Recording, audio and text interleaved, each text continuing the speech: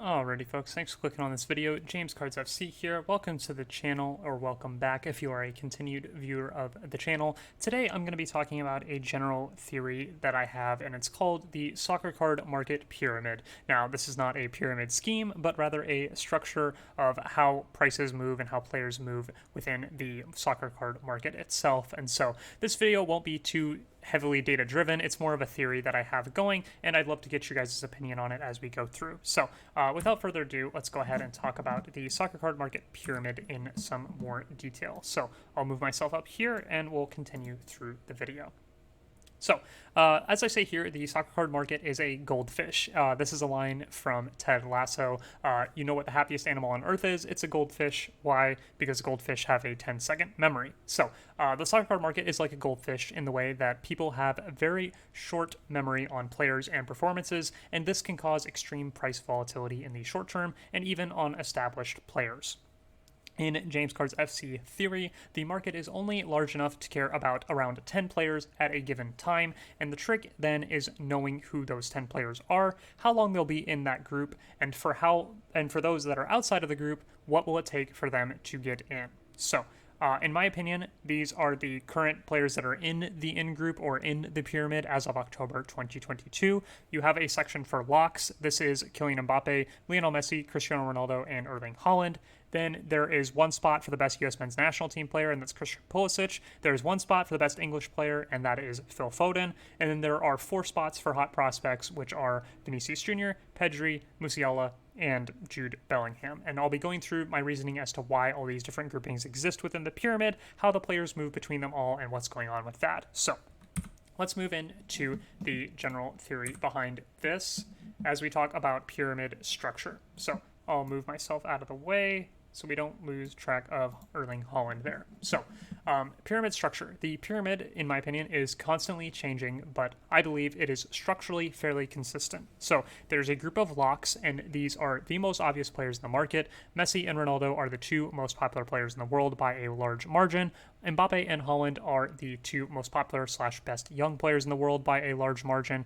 And in my opinion, this is the hardest group to join, but it's also the hardest group to fall from. So once you get up to this group, you have a huge amount of demand. It's obvious who these guys are. People outside of the mainstream soccer market know them.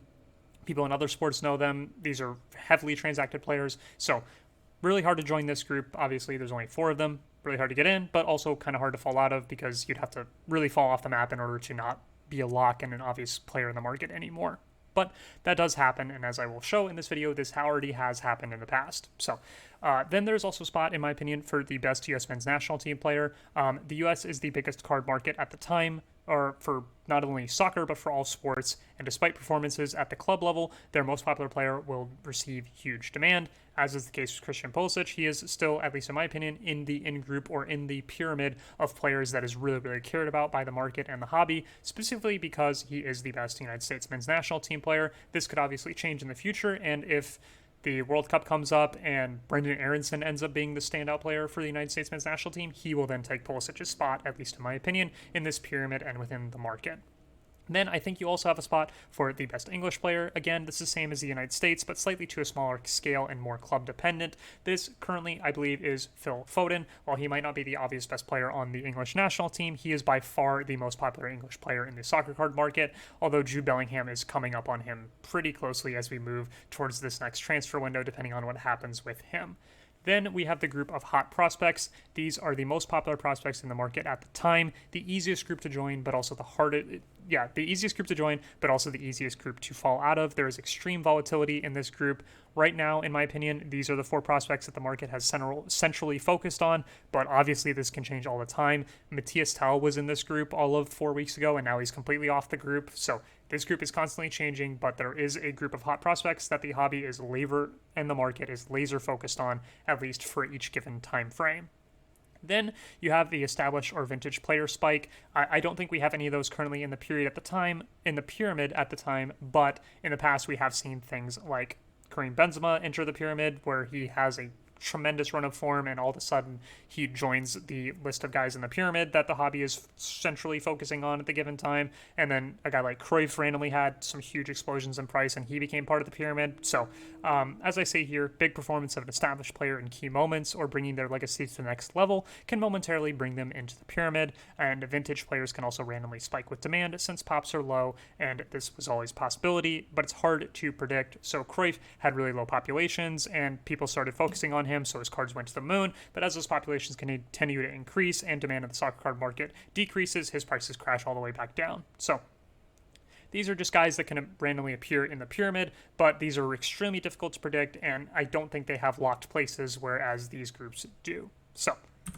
let's move a little bit more forward and talk about these groups in a bigger context. I'll go ahead and move myself again up to here as we talk about the locks. So although locks might seem super obvious at the moment, these do have the potential to change over time. And let's go through the history of who are the locks or were the locks in the soccer card market throughout the past few years. So in 2020, the locks were Kylian Mbappe, Lionel Messi, Cristiano Ronaldo, and Neymar. Yeah, in 2020, Neymar was actually in this lock group. His Prism PSA 10 reached $4,000 along with Messi and Ronaldo in the summer of 2020. And when you went to card shows or talked about the market, it was Messi, Ronaldo, Neymar in the big group, and then Mbappe as the next up-and-coming superstar. So those were the locks in 2020. Obviously, Neymar has completely fallen off this list as we've gone through the next few years.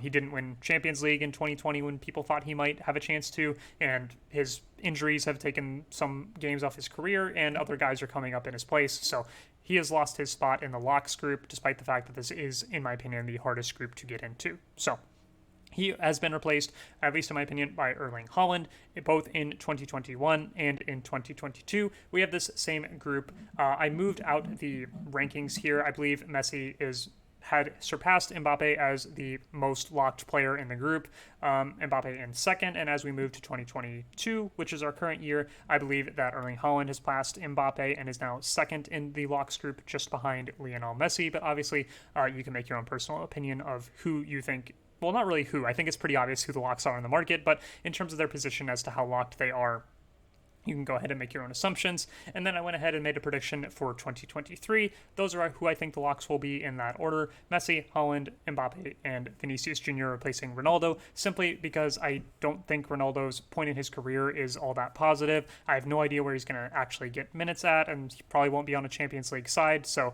not too confident in him. Whereas with Vinicius Jr., I think Brazil's going to win the World Cup, and if they do, he's probably going to be a huge part of that, and I think he could start receiving a huge influx of demand as we move on past the Ronaldo and Messi era. But again, that's just pure guesses at that point. So last point here, while it feels impossible in the moment for these locks to change, they inevitably will. It's possible Messi and Ronaldo fade in terms of skill over the next couple seasons. It's possible Mbappe or Haaland sustain a major injury or have a bad season. And it's possible a new kid jumps Haaland and Mbappe to join the group that is in the locks section of the pyramid. But in any case, these are guys that are super, super obvious on the market that everybody's laser focused in on at the time. And it seems unlikely that they will change in the near term, but it is possible over a couple years that the list of locks does change, as we have seen in the past. And with that, we'll move to the best United States men's national team / English player. I'll go ahead and move myself again right there. Given that these are the two biggest markets for soccer cards at present time, I believe the most popular player or prospect for each nation to have a place in the pyramid, and I think that place is locked for them.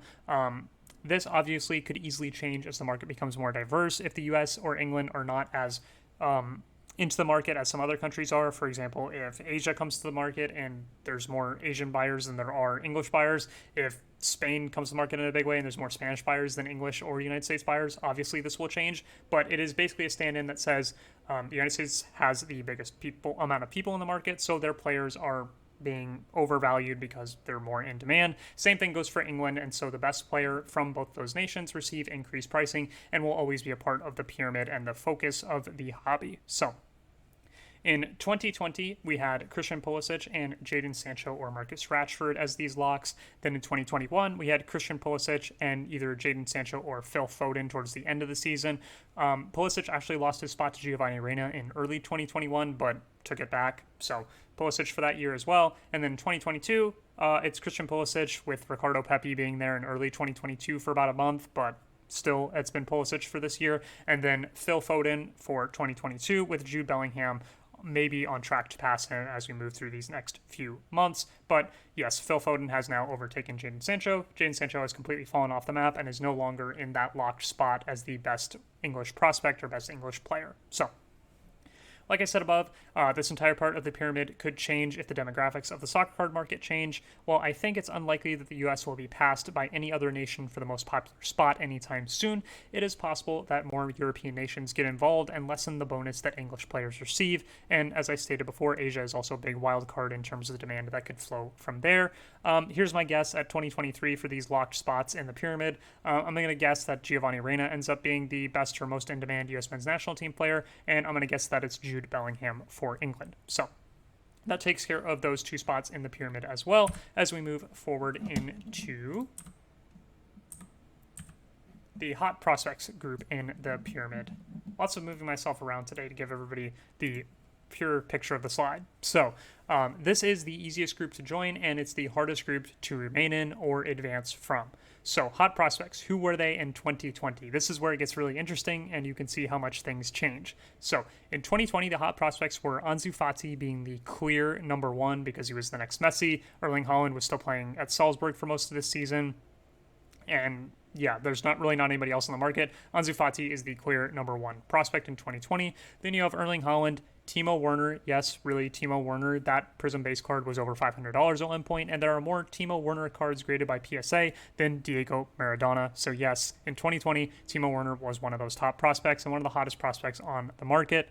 And then Joao Felix, who is still stuck at Atleti, unfortunately for his career, but in 2020, he was one of the top prospects that was in the pyramid that everybody was focusing on. Then we move into 2021, where it was, again, Ansu Fati, Mason Greenwood, bit of a yikes on that one, Alphonso Davies, and Phil Foden. You don't see Erling Haaland on this list because in 2021, he graduates from hot prospects and ends up becoming a lock on the market, so he doesn't appear here. He has graduated, and these are the remaining guys in 2021.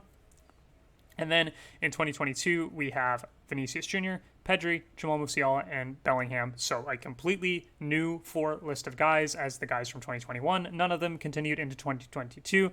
And so we have this whole new list of players, and it changes all the time, not just yearly, but monthly, but weekly. New guys appear on and off this list all the time. And the hobby is only big enough to sustain a lot of demand for a few prospects at a time. And so I think a small number, in this example, 4 receive a ton of demand, and these throughout the years change constantly. So, as I say here, this group changes constantly. Matthias Tell was in this group for a brief 2-week spell, and now he is completely off the map. Mason Greenwood was on this list, and now obviously he's completely off the map as well. There will be countless examples of guys like them throughout the next few months and years, but there will be very few Erling Haalands who graduate from this group and go on to be a lock in the market.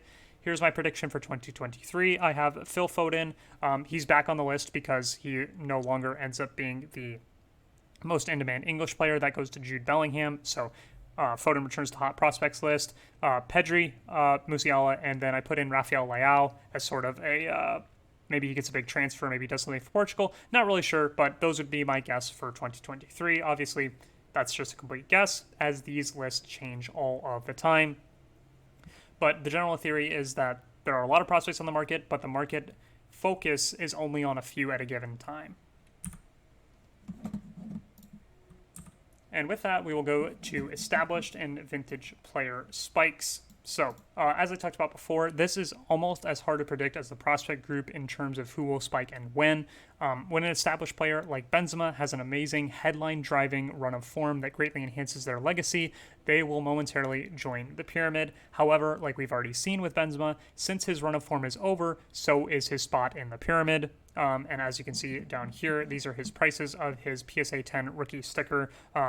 dating back over a year now. It originally was $440, then a few months later spiked to $1,400, spiked higher to $2,800, and now has come all the way back down to $1,000 as Benzema has been completely out of the pyramid, then into the pyramid, and now he's out of the pyramid again. So this can also happen with vintage players. Cruyff is an example of a player that exploded out of nowhere for a brief period and has now come back to earth. When pops are so low, these sorts of random spikes can happen with just a few new market entrants. So here's the Cruyff 1969 Van der Hout in PSA 2 condition.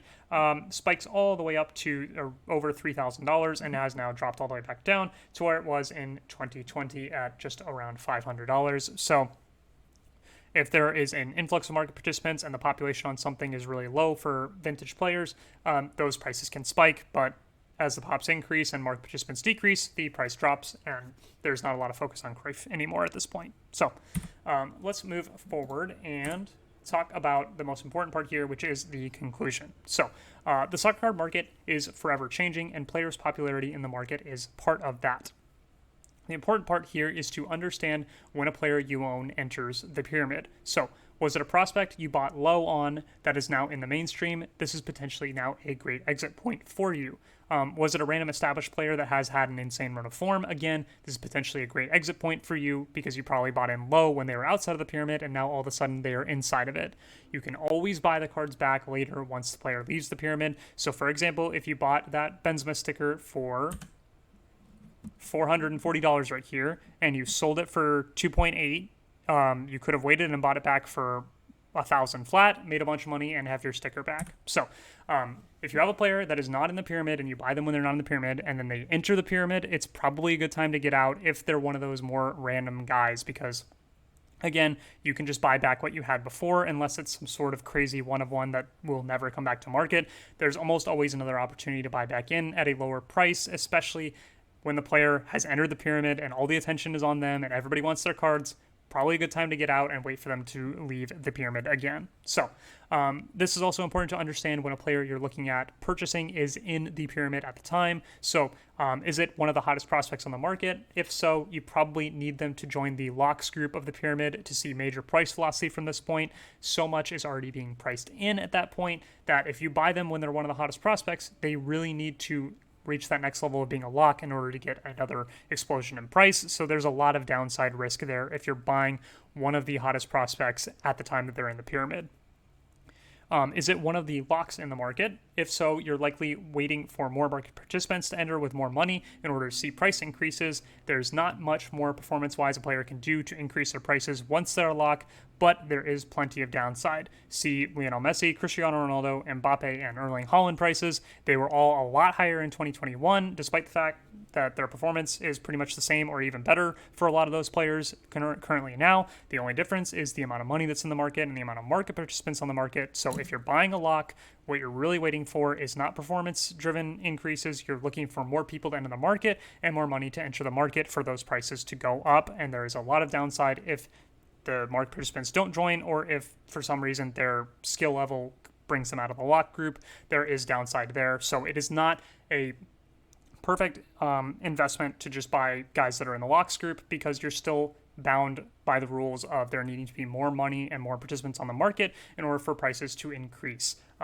Like I said in a previous video, if Messi wins the World Cup, his prices don't automatically increase. There needs to be a transaction. Somebody needs to sell. Somebody needs to buy. There needs to be money exchanged, and that doesn't just happen automatically. And so prices don't always increase just based on performance. And as we go into the final detail here, I look at Pele and Maradona similar to the locks group, but obviously they're no longer active and bad performance cannot take them out of the lock group. Only other players kicking them out can. So this also means that you need new money and market participants to join the market for their prices to go up, since they cannot boost their prices through performance-induced demand. So Pele prices, Maradona prices cannot increase in perpetuity just because they're the greatest players of all time. You need new money and new market participants in order for those prices to continue to increase. Again, I talked about this in a previous video. The Michael Jordan rookie and PSA 10 condition for a 12-year stretch between 2006 and 2018 actually was flat or down. It was $8,000 at the start. It was $8,000 at the end. So just because a player is a lock and they're the greatest of all time does not mean their prices will continue to increase in perpetuity. You need more money. You need new market participants, and that is how money flows through the market and how prices increase. So with that all out of the way, I thank you guys so much for joining this video. Again, more theory-based. The general idea is that the market can only focus on a small group of players at a given time. So understanding where the player you're buying or looking to buy or looking to sell is in that pyramid will help you with those decisions and can also help you save a lot of money. So love to hear your thoughts on this. Feel free to leave them in the comment section down below. Like, comment, subscribe, all that fun stuff, and I will see you guys in the next video.